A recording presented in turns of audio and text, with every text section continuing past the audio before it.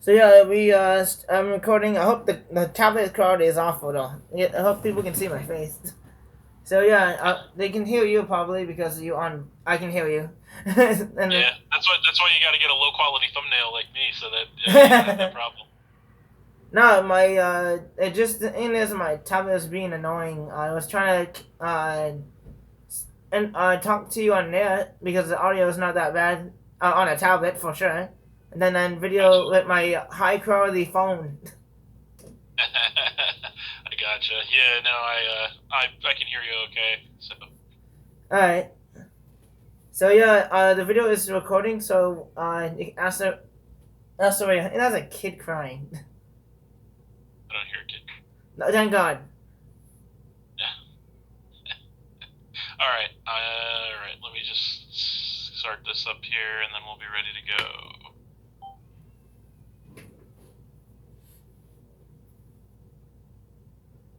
Hey everybody, and welcome back to the Captain's Table. I'm your host, Captain B Nard, and topic of discussion today is going to be Pokemon Scarlet and Violet, a complete review of and reaction to the new games. And here to discuss that with me, making his fourth appearance on the Captain's Table, of course, you know who it is. It is the infamous Joey Fontaine. Welcome back. I'm happy to be here. Thanks for having me. And I still surprised you keep track of every time people come on. Well, I'm a numbers guy, so I keep track of all the numbers. Even how many But battles yes, you thanks for did. being here. Good to have you. Of course, we're going to talk about everything relating to Scarlet and Violet, what we like about it, what we don't like about it, what we wish to do differently, what we're hoping for in the A little bit future, better. and all that good stuff. So, pretty straightforward mission statement here. So, I think we're ready to just go ahead and dive right into it if you don't have anything else to add.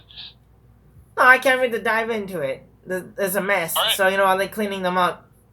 Well, all right. Let's get to it then. So, I'll start off. I want to kind of go through it piece by piece to mention kind of like everything. Um, hit on all the important points of the game and even some of the unimportant points, whatever really stands out to us, and kind of talk about whether we think they're positive or negative. So, I'll start things. I guess a good place to start off with it is the concept. So, this is probably one of the highlights of the game, in my opinion, because I'll just start off by saying I do have mixed feelings about the game, and I'm going to tell you guys right now, I think very highly of the idea of this game, concept of what they were going for with this game. I am a huge fan of execution of that concept.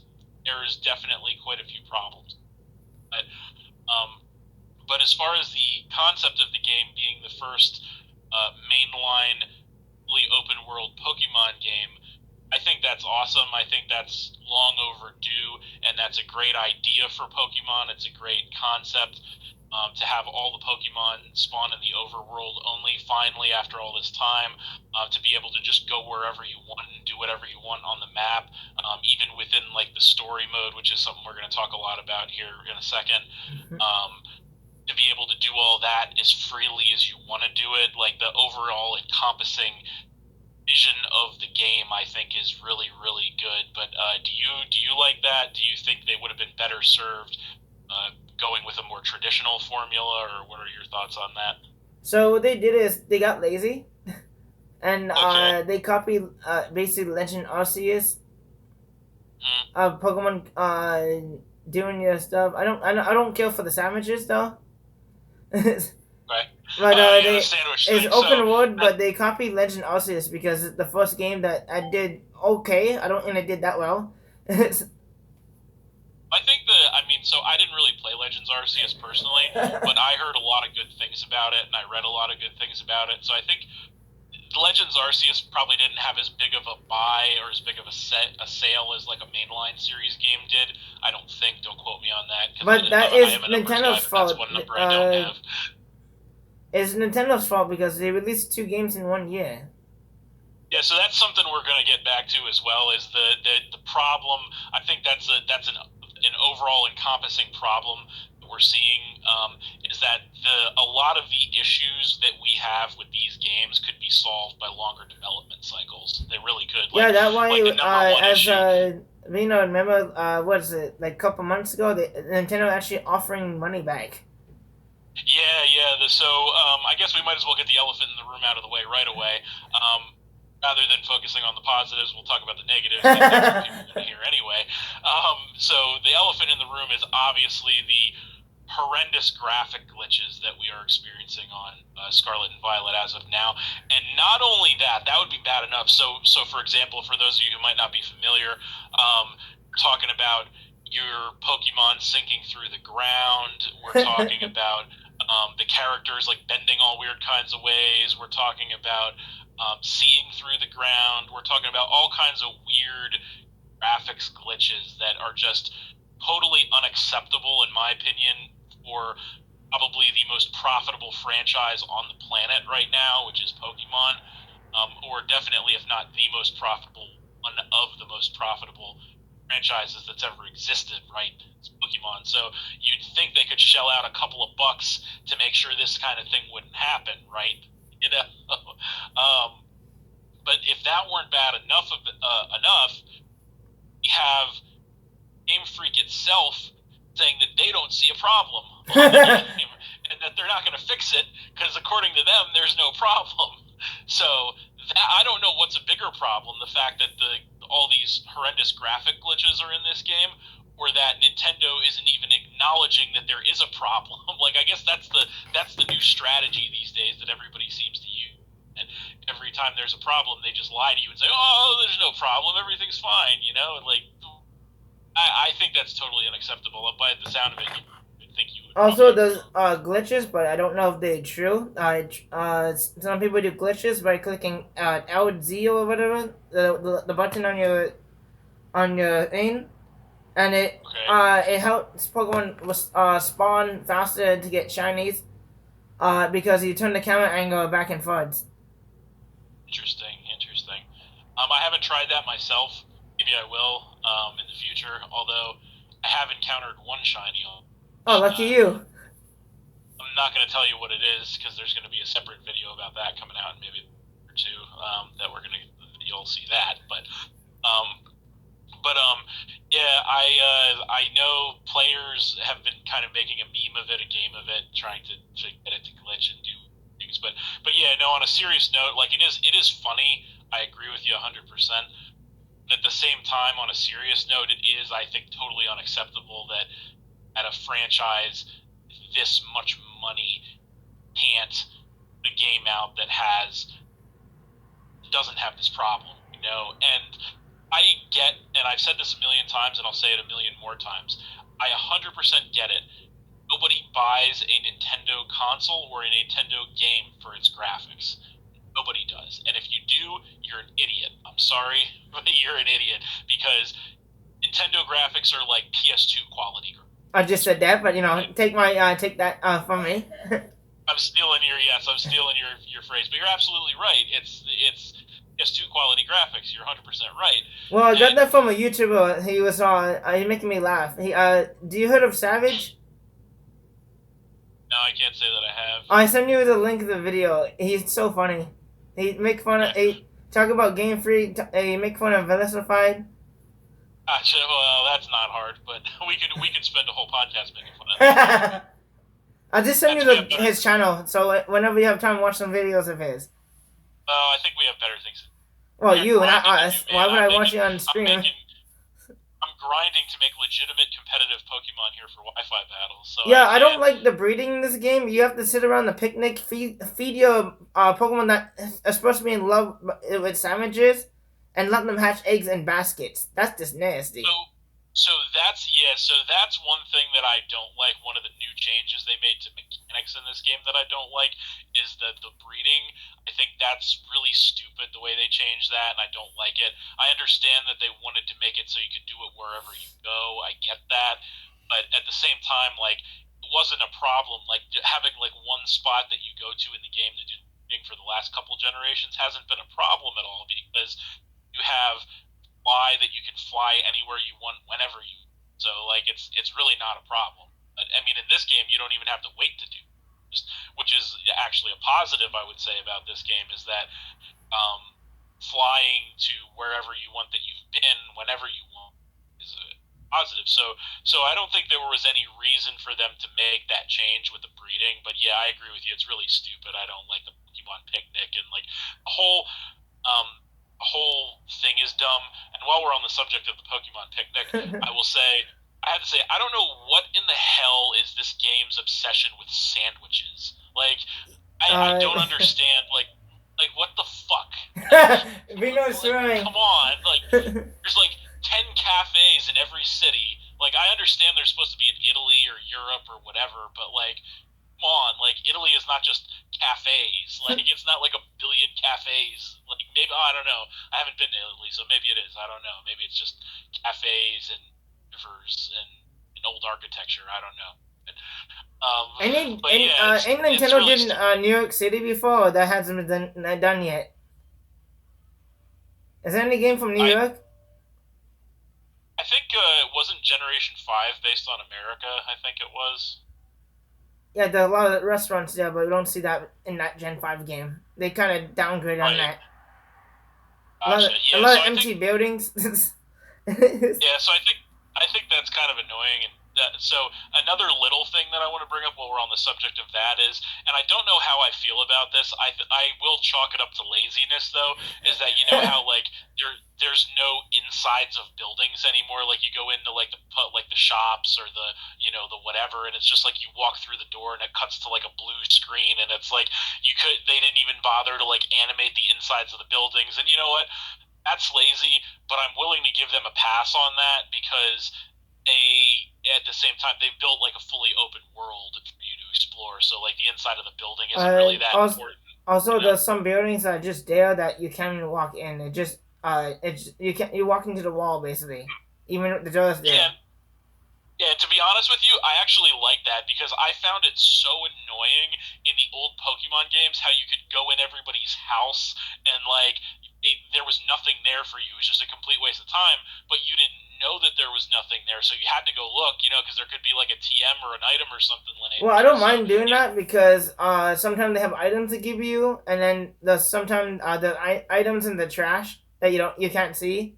yes, yeah, yeah. No, that's. I mean, getting free items is good. I'm just saying, like, it's to me, it felt like a waste of time to have to do that all the time. So Also, I don't maybe mind. Nintendo got in trouble because it basically a kids game that most people attend, but everyone play it, and not only Yeah, 10-year-olds.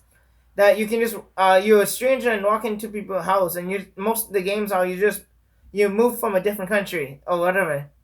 But you're a stranger and yeah, yeah. you You're like walk into a a very new kid. house, and it's kind of creepy. Yeah, no, I have thought of that myself, and I do agree with you on that. It is weird to just walk into people's houses and stuff. So long story short, I think not having or not being able to do that in this game is actually kind of a plus, personally. Um, That's good. but yeah, so I give them a pass on that. Um, but yeah, another little thing, and I kind of like it actually, like the way they did the Pokemon centers in this game, how it's kind of like outside and it's just like it's like a freaking taco stand essentially. The I I bad kind news of about like that that. is that thank God it's just a game. But if you put it out in real life and you in the desert, you're gonna be hot. There's no Oh, like gonna fences or suck. anything or like glass to keep it. At least it's a game. It's Now not if it that's in how real life you're gonna I, be feeling the I had heat or you're the gonna get frozen.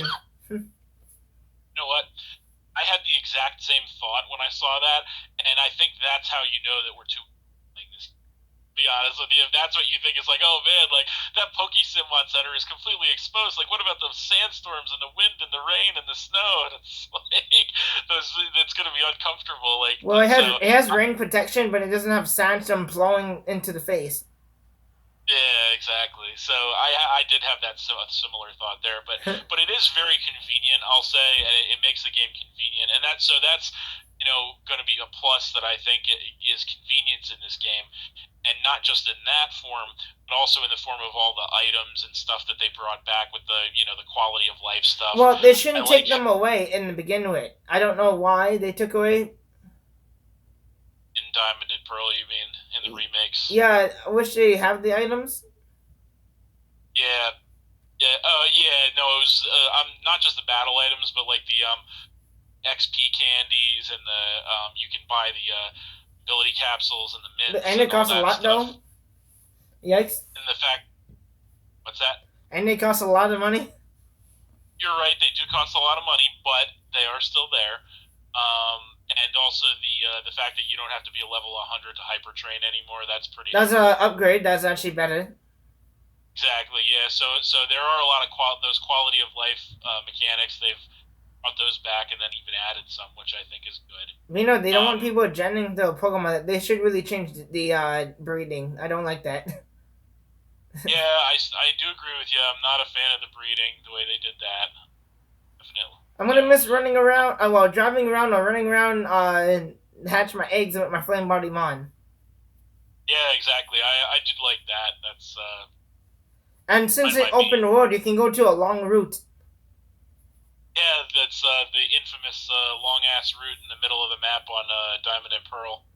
Yeah, Oh, I use it. that's the straight line by the daycare. You know what I'm talking about. Yeah, I do that. Straight I go line. straight long. I do like an arrow. I go out the way to the tall grass and with my bike. Well, I stop in front, then go back to and go back and forwards. Yep, yep. I did the same thing. So, but yeah, So so there's one thing I need to get off my chest. The sure. game Go ahead. force your Switch to restart. That is a big issue. Oh, it has does it? I haven't seen that. You lucky. Yeah. It happened to Shofu so many times he got mad. He made a funny video about it. Oh, really? Huh, that's interesting. Yeah, I gotta say, It force shut down your Switch. yeah, I've never had that happen to me. I guess I should knock on wood because a lot of the really bad graphics glitches that people are talking about, I haven't personally experienced. The most common one that I've experienced has been the falling through the looking through the ground and the sinking through the ground, and a couple times the my game froze at the end of a terror raid. Sorry I about had that. to and I had to restart. So that's happened to me exactly twice, and I've So probably just been playing. before I was doing some leveling up my Pokemon, and I said, you know how you can send your Pokemon out to fight. My Yeah, Pokemon, my Pokemon attack a Pokemon through the wall. I don't know what it was. yeah, that's something else that I've seen and that we didn't mention before is the Pokemon in the walls. Yeah, that's another awful graphics glitch there. Um, so yeah, no, that's definitely the biggest issue with the game. And it's like again, I said it's totally unacceptable. I do believe that. But yeah, so on a more positive note, though, I want to say a big thing. I know that's the big thing that stood out to you that we've been talking about here. Um, one big thing, and this is just after being fresh off playing the game, obviously, one big thing that stands out to me is actually the story mode. So I want to talk a little bit about that because I Okay. actually did like the way that they did the story mode a lot in this game. Although I didn't like every component of the story, um, but I'll explain that in a second. So I really like the fact that you could go wherever you want and do whatever you want at any point in the game. Like you can just walk to any gym, you could walk to any um, base, any Titan, any point of interest on the map whenever you wanted. Now, sure, there were some limitations, like if you couldn't swim yet, then you couldn't get to some place or another place, or if you couldn't climb Oh, walls there's yet, you couldn't. glitches about that. People found the water and they went to the place they needed to go to. Yeah, I don't know. I do. One thing I'll tell you about that. One of the endlessly funny things that I find is that you wade into like waist deep water, it automatically like resets you. It takes you out, but you can like fall like 1,000 feet off a cliff, and then it's like what? Because the Rotom phone just catches you. So, Yeah, probably. I don't know how a ghost would catch you, but shh, never happened. yes, that's a good point actually. But yeah, no, I really like the way they did the story with the three paths. I like that. The whole concept of like you're going to Pokemon Academy and all that kind of stuff. I did actually kind of like that. The way that they put the whole concept of the story together, I really like that. I like how um, you get to choose what to do and in any order you want to do it. For the most part, I really like that. Um, the one negative, though, I will say about that, and this is just a customization, speaking of the Academy, how you can't take your Academy uniform off at any point and get, like, different clothes for, like, shirt and pants. Like, they have different seasonal uniforms, which you can switch in and out of.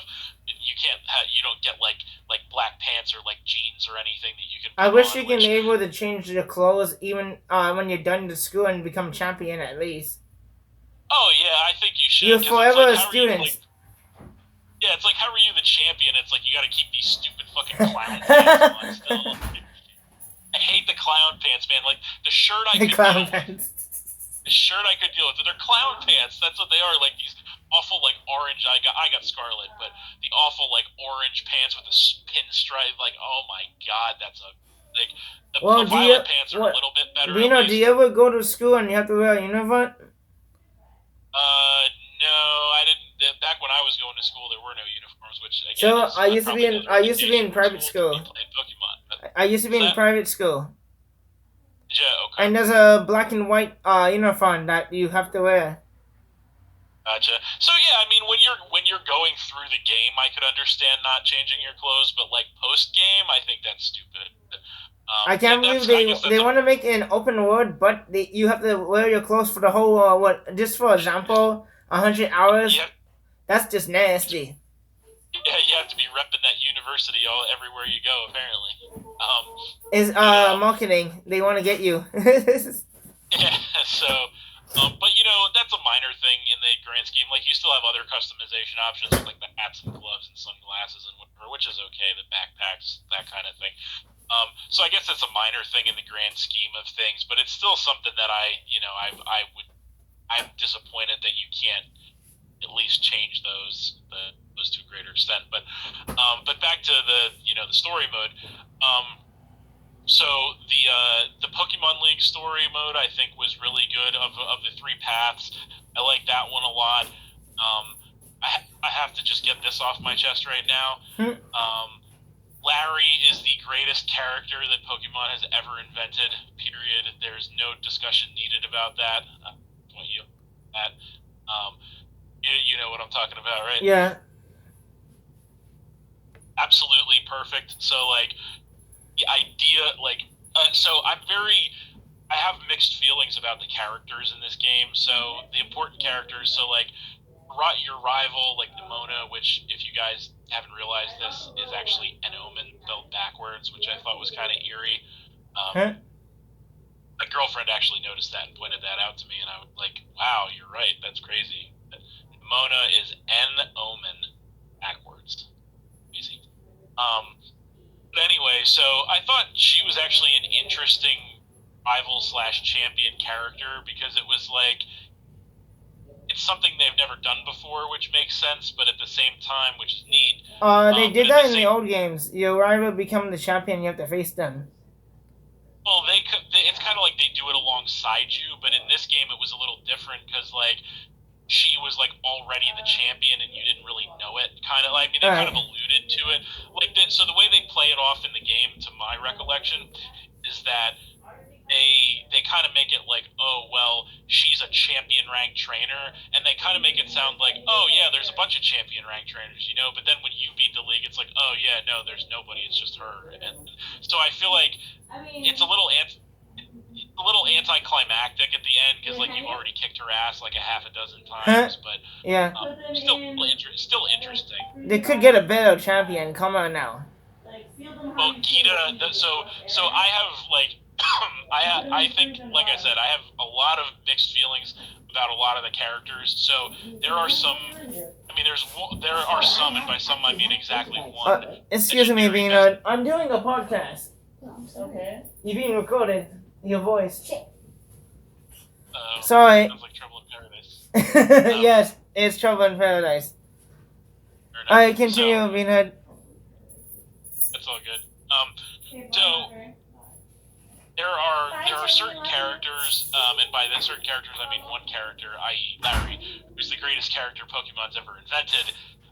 Then there are, like, a lot of characters that are like, they're pretty okay, like, they're not great, but they're not terrible. So, like, I think I'd say most of the characters fall into this. So, like, Nimona, I'd say she's not great, but she's not terrible.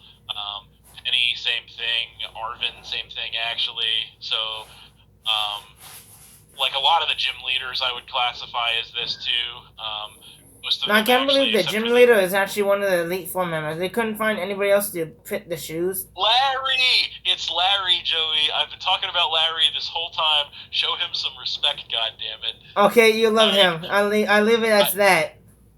Larry is the greatest character Pokemon's ever invented because it's like he's just a 9 to 5 working man showing up to the office. The boss is busting his hump because he's got to get these Pokemon battles done. You know, and like he's showing up in his suit and tie with his briefcase, and it's fucking incredible. And then it's like, you go to the Elite Four, and he fucking walks out, and it's like, yeah, the boss is making me work a double today, so now I'm the gym leader and an Elite Four. Like, I don't even care that they're doubling up that they did that. I don't even care that it was lazy that they didn't want to make another character. It's fucking brilliant. It fits the character so well. Like, oh my god, it's just perfect. It's so perfect. Okay. Larry is the greatest character Pokemon's ever created. I can't say enough good things about that. But, alright. What about not able to re-challenge the Elite Four? What about the Elite Four now? You cannot re-challenge them. Once you beat them, you cannot re-challenge them unless they're inside the league and the school. Yeah, that's a little strange, I thought, but it is what it is. I'd say of all the Elite Four and the gym leaders, like, so the little girl who's in the Elite Four, I thought that was kind of stupid, to be honest with you, because it's like, okay, I would almost accept it if they had like a kid who was a gym leader, like. The idea in the Pokemon world is that the Elite Four are supposed to be the most, like, tried and true, like, grizzled, like, battle-tested veterans of the Pokemon world, and then it's, like, some fucking 5-year-old kid, and it's like, what the fuck? Like, I thought that was really stupid, so I didn't like Yeah, that. I don't know how she got her Pokemon license. She looked like she's 5, not 10.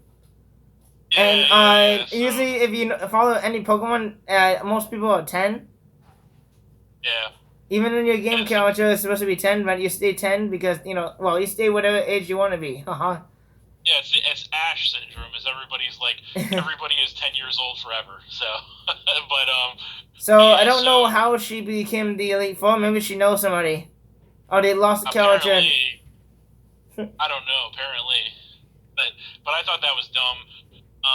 The only gym leader that I really didn't like, I have to say, is the bitch who was the psychic gym leader, who's like a social media influencer or whatever. It's just like, what the fuck is this? Like, it's so stupid. Like, but everybody else, even like, I thought that they had too much of a focus on food and art, even though, like, yes, it's Italy, I get it. I'm Italian, actually, so I understand, like, Italian culture. Yes, there's a lot of food. Yes, there's a lot of art. I get that. But, like, you don't have to keep beating us over the head with it, you know? Like, repeatedly. Like, it's food. Like, there were 2 gym leaders that were, like, cooks. And I'm like, what the fuck? And then there's a gym leader and an Elite Four member who are artists. And I'm like, what the fuck? Like, stop repeating yourself. Like... That's probably get lazy God. then. Go ahead, sorry. They probably got lazy over that. Yeah, there's so many things in this game that just seem like just lazy. Like, that's the thing, and we're gonna talk about it later when we get to new Pokemon designs too. But like character-wise, since we're talking about the story, there's so many repeats of things, and like I said, the one exception to this that I not only don't mind, but I think is the greatest thing ever is Larry. But other than Larry, it's like, again, you have like double up of all these things, and so I don't know, but you know what? All in all, like, I can't complain too much because most of the characters were pretty decent. I think director Clavel I thought was kind of funny. When they used him for a comic relief in the Team Star storyline, I thought that was fine. Although the Team Star storyline generally I think was shitty. Because people who fail the challenges basically. Okay, so here's what I don't get about the Team Star storyline. Alright, we're going to that now. So, yeah, we'll go to... So I think that wraps up, like, the Pokemon League part of it, but overall I was pretty positive on it. Team Star storyline, I think, was shitty overall, and here's why. Damn. It makes no fucking sense. Like, if you actually think about the storyline, it makes no sense. So, when you start off, they tell you that, like, oh, Team Star are, like, the school bullies, essentially, right? And so, like, they're, like, walking around, like, get on people, like, pressuring them to join, the club or whatever. Fine. That's basic enough. That's normal enough for the villainous team of the game. Right? But then they turned it into like, oh, well, Team Star, they have the Team Star bosses, and it's like, oh, well, Team Star, they're not actually bullies. They were actually formed as like anti-bullies, and But they like became they one. were bullied, and then it's like, okay, so then the logical question becomes, where are their bullies? And then it's like, oh, well, they're just gone. They just disappeared. It's like, so you have like this idea where there's like these faceless bullies that like picked on the Team Star people, and then they decided for whatever reason to form a club and put some ridiculous outfits on. And because that's, if you want to get somebody to stop making fun of you kids, here's a great life hack: put a really stupid outfit on, and that'll get people to stop making fun of you for sure. So if you're like dressed in like some fucking hooker boots and dye your hair red, or like fucking put like some ninja outfit on, or fucking like a fucking pink suit on, or paint your face. Or actually, the funny thing is, there's the first guy, the dark Team Star Dark Base leader, Yes. who's like actually wearing normal clothes. And every time they do a Team Star cutscene, it's so funny to me, because you have like these other four characters who are in like these ridiculous get-ups, and then you have this guy in just like a hat and t-shirt and like hoodie and jeans. You know what I mean? It's like, what? Like, so, and he's got like his beats on too. So you know what I'm talking about. Yes. Um, so, but yeah, I thought that was all so ridiculous. But yeah, so then it's like, you have Director Clavel undercover, which is comic or like that, and every time you see He him, did you're like, pretty oh, good is that though. you? He did pretty good though on the cover. Unless Yes, you see it coming. You couldn't even tell it was him. So no, but yeah, that was comic relief. But and then but like the whole idea of the story, or the way the storyline unfolds, is just so nonsensical. Like, so it's like, and I get why they did it that way, and that's kind of also what bothers me about it, is I understand why they did it, which is a stupid reason. So, in my opinion, I think they did it because they were like, oh, well, we can't have anybody be a bad guy in this day and age, because like, oh, it's 2022 and nobody's bad anymore. Everybody's just, misunderstood. And like, so they didn't want to like actually have a real villain. So it was like, they come up with like this bullshit way of like making it so, oh, you thought these guys were the villains, but they're actually not. They're just victims of who? Oh, well, the victims of nobody, because the other people aren't there. And it's like, what the fuck? Like, B Nard, and they do the same thing as in what is it? With the other team. You mean which team? Yeah, there's too many. What is it? Team Scold as well. Team Scold as well. Remember Team Skull were, well, okay, that was a little different, I think, because Team Skull were legitimate bad guys, and then they kind of like reformed their ways at the end of the day. You know what I mean? Yeah, like but they couldn't complete the challenges just like in Team Star. But they get bullied. They left the school. It's almost the same concept. It's like everyone just disliking what's happening in the new features.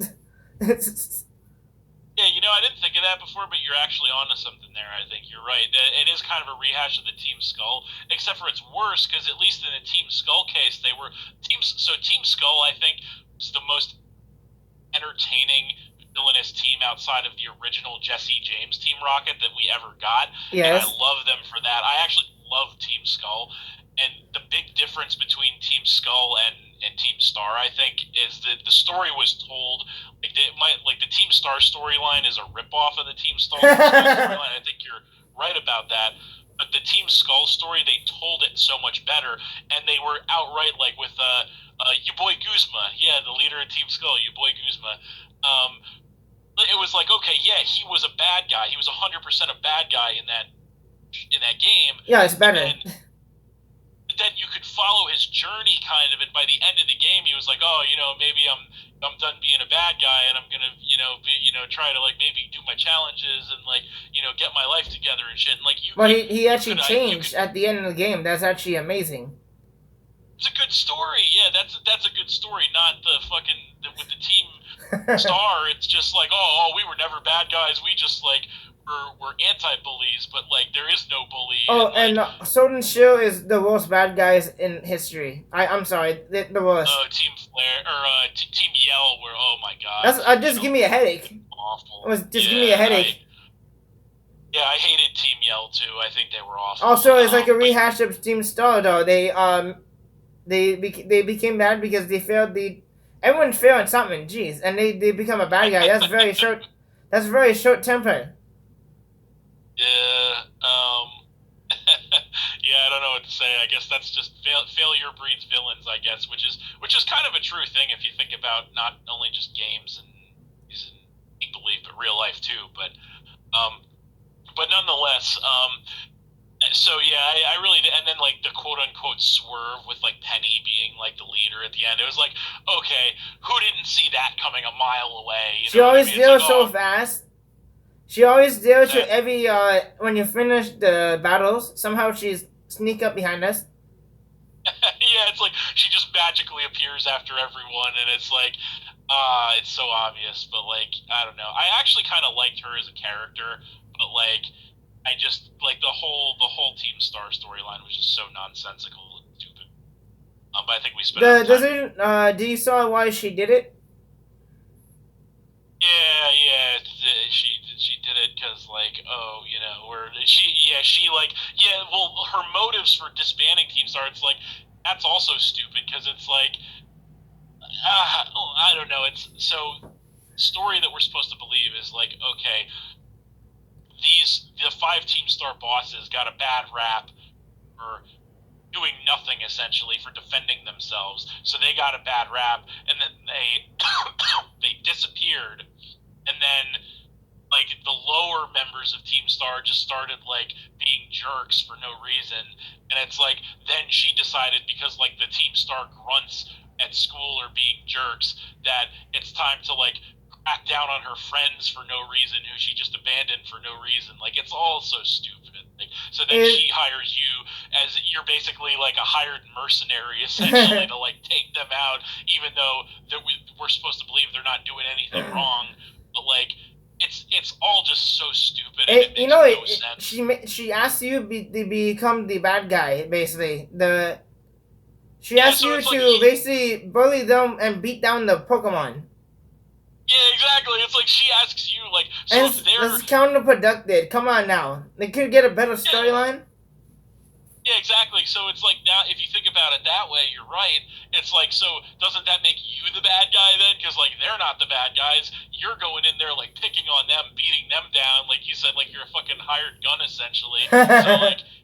So, like, you're the bad. Like, so what the fuck? Like, also, this game does every movie does. General swap. Yeah. Like, almost every bad guy is a bad guy, not a bad woman. Sure. They did it. So. They did like almost every movie a general swap. Yeah, I don't know, man. It's a really bad storyline. That's all I'm gonna say. It's just I think we've wasted enough time. All right, do you want to move on to a different topic then? No, I think we've said enough about the Team Star storyline, but it's really stupid. So I do like Penny. I want her backpack in real life. The EV backpack look amazing.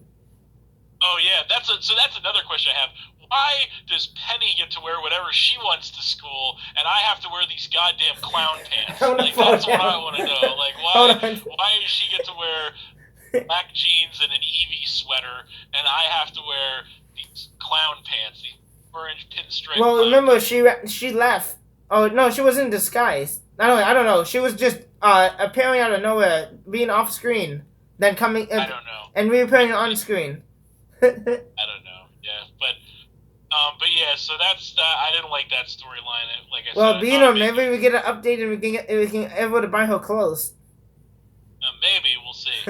Um, but the last storyline I want to that there was the Titan storyline with Arvin, and so I actually thought by the time this storyline was over, I actually really liked it, and here's why. Because in the beginning of the game, when you meet this Arvin guy, this like weirdo with like this weird haircut, and like he's a douchebag, and I'm like, this guy sucks. Like, fuck him. I don't want to have anything to do with him, you know? And then you go through the storyline with him and you find out, like, his mom or dad, depending on whatever, version of the game you get, spoiler alert, is dead and or a robot, depending, or both, kind of.